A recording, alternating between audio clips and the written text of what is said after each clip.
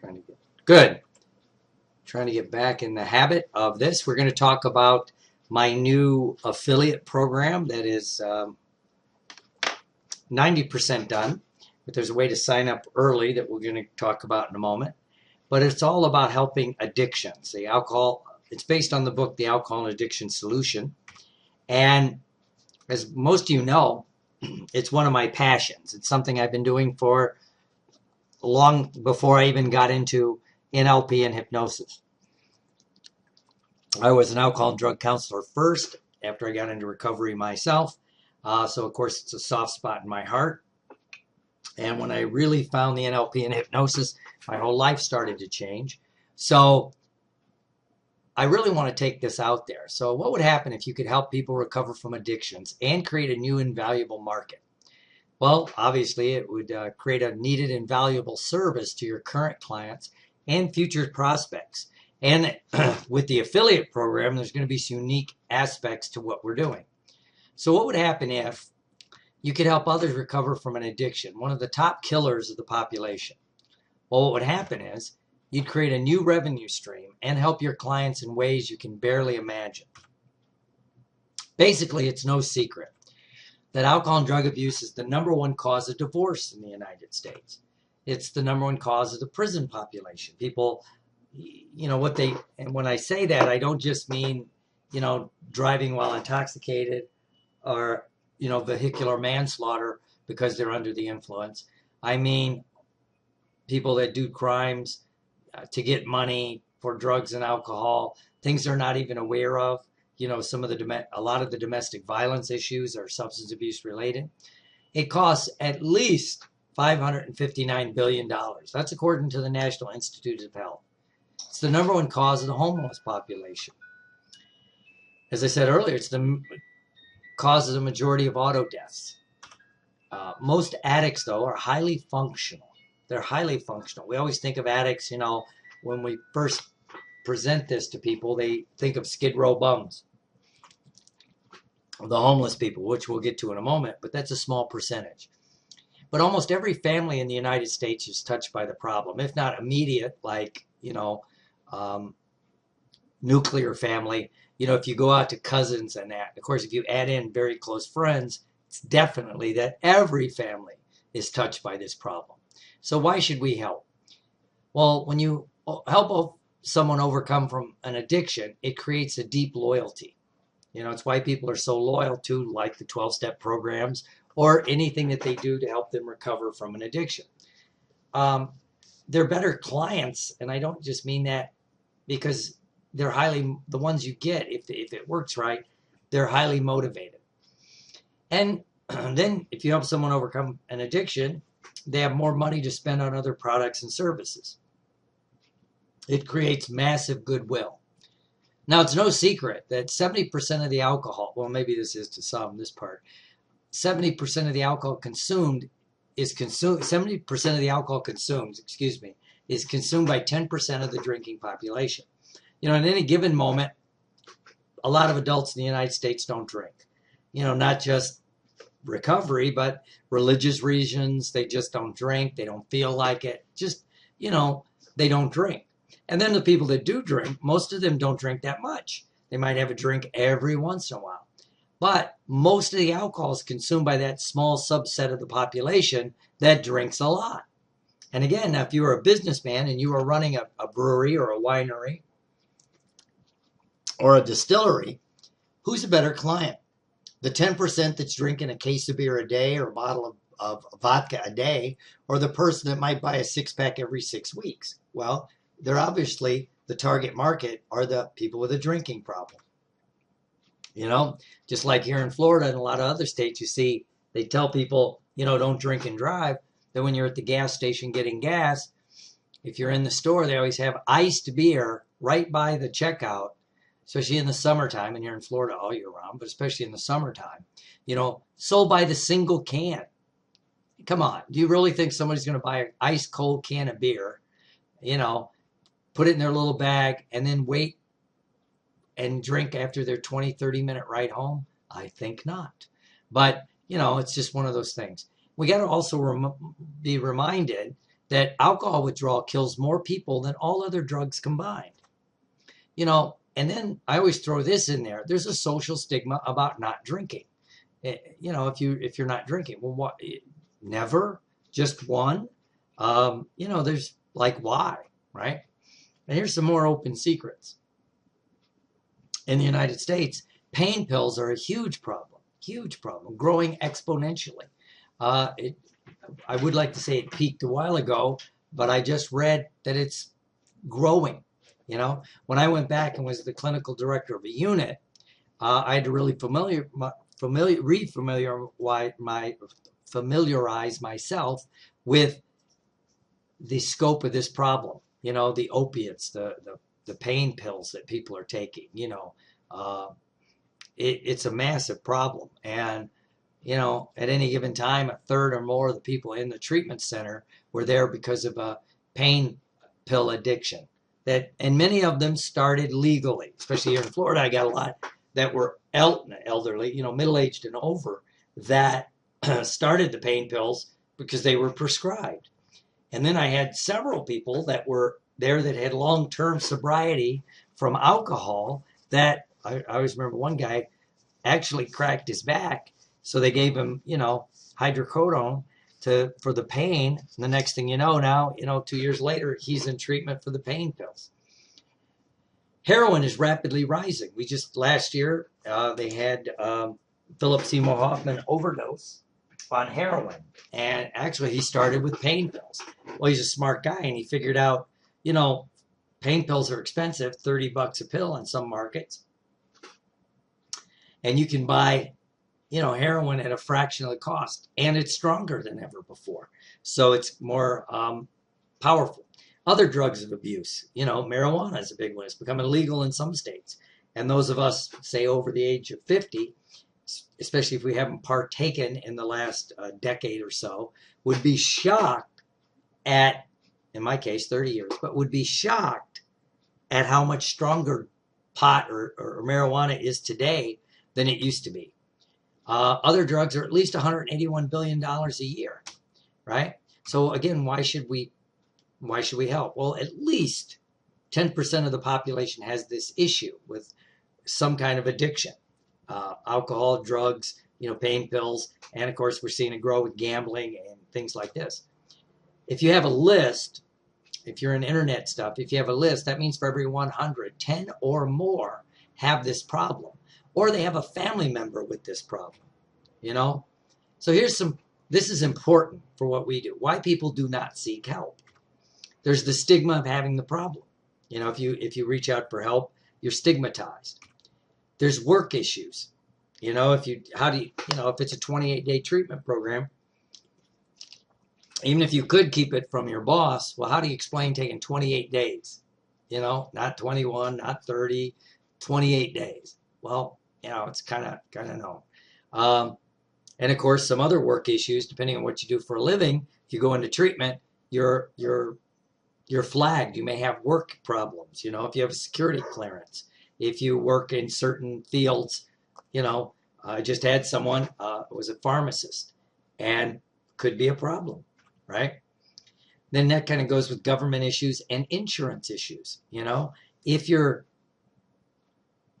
you go through your insurance, if you went through inpatient treatment, and that means it's listed on your insurance, and it says what it's for, because you always have to say what they're in treatment for, right? So now, basically, whether we want to admit it or not, you're labeled, right? And some states, they ask. I know in Florida, I think they still ask when you're renewing your driver's license or getting a driver's license, have you ever been treated for any mental health issues or substance abuse, right? So interesting, right? Then, of course, there's family issues. If, people in your family partake, and maybe they're not alcoholics or addicts, but if you clean up, it can cause family dynamic issues. And then again, time away from work or family. If you're a entrepreneur, 21 days away from your business is a lot, right? I can tell you, I go away for 2 weeks at a time to do trainings, and it's very stressful. Other reasons why people don't seek help. There's a low success rate. That's not hidden, right? No treatment opportunities. There aren't that many treatment centers. especially if you don't have really good insurance. I know lately I've really noticed, probably because of the Affordable Care Act here in the States, I'm seeing a lot of ads for Treatment Centers of America, Passages, Promises, Hazelton, Betty Ford Clinic, which I think now is part of Hazelton. But, if you call for help and you don't have really good insurance, it may be a lot harder to get into treatment, right? And then there's the perceived slow pace of recovery, right?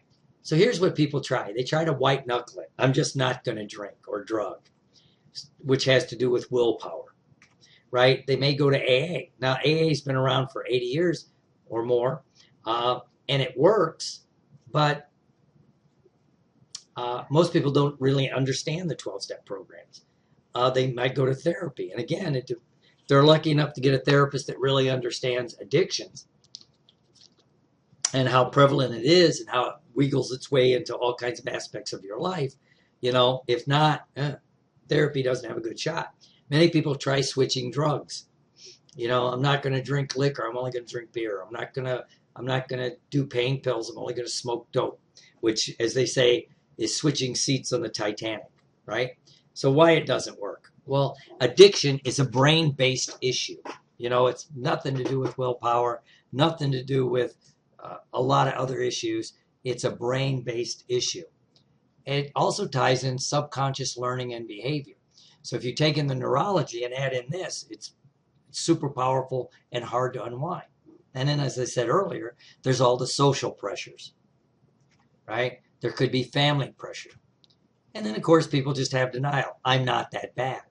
I always tell the story when I was the clinical director of a psych unit at his prison. There was a guy that was there, suicidal ideation, but he was in the mental health unit, and I looked at what his charge was, and he was serving time for felony DUI. So one day, after the social worker talked to him, I asked, whatever his name was, I always called guys dudes in prison, dude, did you ever try going to AA or treatment or anything? And he looked at me and he goes, Doc, I wasn't that bad. We were in the treatment room. I looked around the four walls and the bars and all that, and the guard there, and I went, I think you were that bad. Talk about denial, right? So then there's no change. Treatment has not changed much in the last 50 years, right? It really started in the 60s. We're basically, and they still do it in a lot of treatment centers. They do dry you out, give you vitamins. Some of the cool places have different things that they bring in. They do a little bit of therapy, and then they send you to AA. That's it, So let's look at why. Let me, again, review my mind model, right? Which is, the mind. The conscious mind is the tip of the iceberg. We've heard 10%. That has to do with Freud, that our mind's like an iceberg. Most of it's underneath the surface. It's the subconscious mind. But it's those hidden depths that control our behaviors, that get in the currents of our behavior, and they steer us to where and what we're going to do. So again, the conscious mind is analytical, rational, logical. It's where your short-term memory is, and it's where your willpower is. Now, I usually talk about willpower because, willpower, does willpower work? No, any hypnotist, NLP, or therapist knows willpower is not good for long-term change. But what's interesting, willpower is actually tied to your neurological and your neurochemical responses in your brain. And there are 4 physiological states that when they happen, you physically don't have willpower. Number 1 is when you're hungry. Your blood sugar changes, which changes your dopamine level, which changes other things. And so you get irritable and edgy, and, you're hungry. So, if you're an addict, you're much more likely to relapse to try to stabilize your brain. Now, when you're angry, same kind of thing. Dopamine goes up, you go on edge, other hormones get involved, adrenaline, testosterone, things like that. And again, you're looking for relief, so you'll go and do your drug of choice. Anger, or also fear. They're kind of interrelated. Now, with that, you also have loneliness and depression. Right? Now that's the opposite. There's usually too much serotonin and not enough dopamine, so you're lethargic and you try to do things to have a pick-me-up, whether that is a drink, a drug, or whatever. And what's interesting about an addiction, whatever your drug of choice is, you usually use it to wake you up and calm you down. I need to pick me up. I need to calm down, right? And then lastly is when you're tired, right? Now it's interesting when you take that together, it's called HALT. Don't get too hungry, angry, lonely, or tired. Now the 12-step, the AA community has talked about this for over 50 years, probably 60 years. You know, they tell their people, don't get too, practice HALT. Don't get too hungry, angry, lonely, tired. They didn't know why, but there was some neurological basis. Excuse me, my throat's scratchy. There's some neurological basis in what they're doing. Kind of cool, right? Now, the subconscious mind is where your habits, beliefs, your long-term memory is. It's all where your values and emotions are. Now, your emotions protect your beliefs and your values, right? And even your long-term memories. So if you challenge someone's values or their beliefs, they get very emotional, right? And that's where denial comes. I'm not that bad. I'm not as bad as Joe. I still have my job. I'm still X, Y, or Z, right? So you have to change, especially at that level of belief and value. What do you believe about recovery when you're working with somebody? What do they believe about recovery? You know, there are some people that teach like, you know, they hate the 12 steps. I'm not sure why. And, you know, and they totally don't understand it. When I listened to a talk they did, it's like they're not even close, right? It's like people that misinterpret anything from the Bible to the Quran to now, you know, Alcoholics Anonymous. You know, it was meant to be a bridge back to normal living. So, but you have to get down there and change those beliefs and values. Now, this is especially important if you come from a family of addiction. You know, if the only time you ever see mom or dad have fun is when they're drinking and kidding around, well, then you tie drinking and whatever else into fun. So now when you're an adult, you're trying to quit, somewhere in your mind you have the belief, well, I'll never have fun again, right? So it's kind of sad, right? So what you really have to do is bypass the critical factor of the mind, which is the emotions, right? And get down and make some things change at the subconscious level. We have the tools. Now, AA does it through long-term reprogramming. It can take a while. And modeling. The other reason I do like the 12-step programs, it gives people a model. You know, a couple of people I know that don't like the 12-step programs. My question, which they can't answer, is, okay, if someone comes from an alcoholic family or a drug addict family, and now they're sobering up, where do they get a model? Where do they find people that know how to have fun without drinking or drugging? And their eyes glaze over because they don't know, right? And I don't think they understand that you can't put that person into a bar and have them just not drink, right? You know, that's like saying they'll go to the crack house but not use. No, it doesn't work that way, right? And usually this is people that think in theory, not in reality. So you have to change at the subconscious level. So finally, there's a solution. And what I'm going to offer is first a program you can do at home. Because there's some reasons for that, right? It's private. It's fast. It uses hypnosis and NLP. It corrects the brain's false learnings. I like to think that they were mislearned things from their past, right? And since treatment has not changed in the last 50 years, you can be in on the start of a new treatment protocol. You know, and it's an evergreen product that you can promote for years. You know, it's going to be tweaked and changed as we get more information. You know, I just put out a thing about how, you know, alcohol, you know, the drug alcohol, you know, in our history, you know, it was a fascinating thing from an anthropological standpoint, right?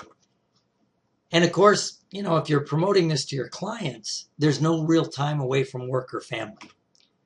They're not being diagnosed by the government or insurance, right? So they won't carry a stigma with that. It can be used with the 12-step programs or without the 12-step programs. And many times when people have an aversion to the 12-step programs, really what happened is no one's really explained to them, how the 12 steps were supposed to work. And even some of the therapists that have an aversion to it, they never really sat down and looked at how 12-step programs were really structured and how they're intended to work. They just work. They usually focus on labeling yourself or not, you know, something like that. And they don't get the whole scope of it, right? And it's based on the alcohol addiction solution. I really looked at, like, why do people succeed from recovering from addiction and other people don't, right? And why you sabotage your own recovery. So what you need to do in 4 steps, if you're going to treat people, is learn about the nature of addictions. It's a lot more complicated than people let on. It's not just not drinking or not drugging or not gambling. It's a multifaceted issue, right? You have to understand the history of treatment. If you're going to really treat this, you need to understand the history of treatment.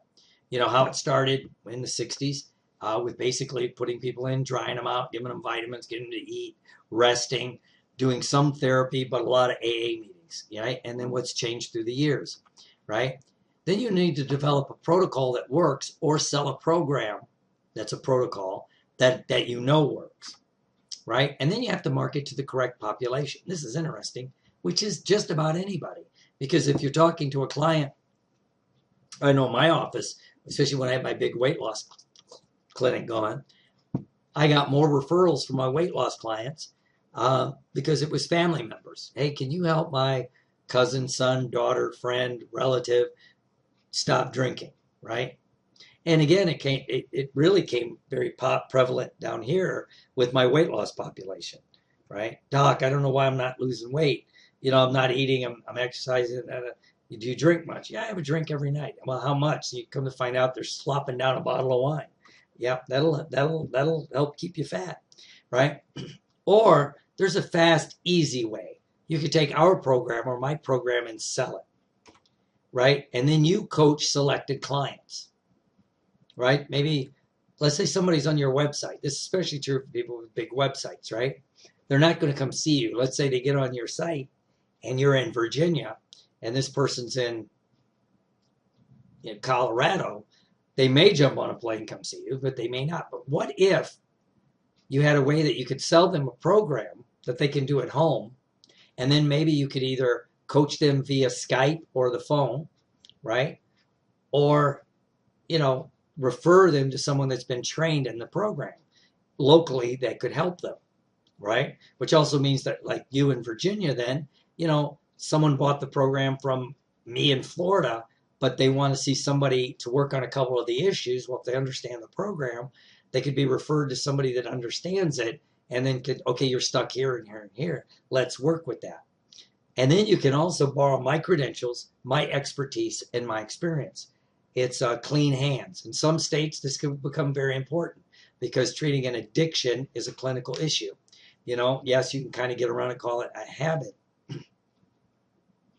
But this way, especially on your website, you're just selling a product that's sold by a credentialed person with years of experience, right? So here's what I want you to have. The result number 1 would be an understanding of addictions. Result 2, history of treatment, your protocol, or become an affiliate of my program.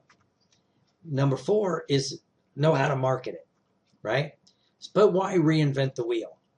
This program is based on over 30 years of working with addictions, alcohol, drugs, gambling. You want to count smoking, but alcohol, drugs, gambling, sex, pornography, all of these addictions. Use my expertise. And this is a DVD, CD-based home treatment protocol that you can sell through your website.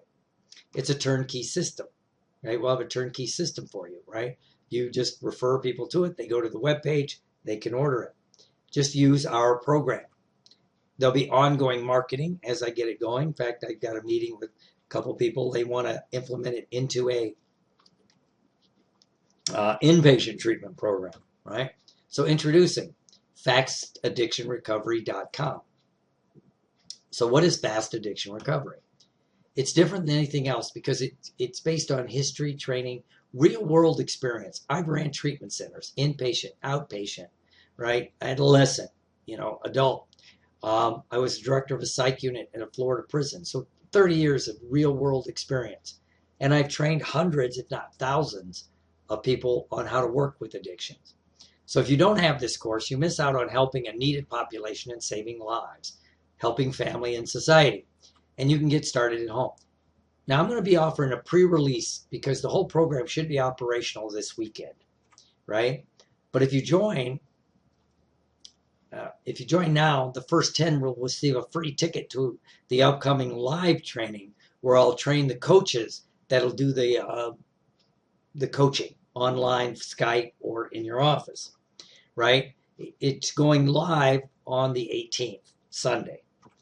But if you sign up now at the alcoholaddictionsolution.com, I'll get your name, I'll have you in the program, and then I can have you already in the system, right? So it'll be a turnkey system. You'll just use our program. It's so much easier. You know, I'm going to list it at $4.95. Now, as an affiliate, I want to do a 50-50 split. So for each one that sells, since it's going to be a downloadable program, you know, you make $247.50. So if you just put it up on your website, and you know people click on it and they buy, boom. You know, if you send out e-zines and things, if you mention an addiction, you could put our affiliate link in there. They go, they order, they buy, you get your money, right? Then we're going to have some extra training, right? For those that get in early, I'm going to take you through the 4 modules, which walks you through the course, right? And then you'll have this big value. You know, and if people went through an inpatient treatment, it costs at least $30,000. Plus, what about lost income? You know, they're making 5-10 grand a month. That's extra lost income. Then time away from family. So people are looking, people go, why don't they go into treatment? Where they're looking at, you know, if it's $30,000 and there's a copay of 10%, that's $3,000 plus their lost income, right? So you could estimate it costs $3,000 to $5,000 to walk into treatment, even if you have great insurance, right? Well, what if you could recover at home? Again, no insurance, no government, no time away from work. It's fast. There's no time away, so they can keep working, which some research says is better because they're changing where they're at. They go away to treatment.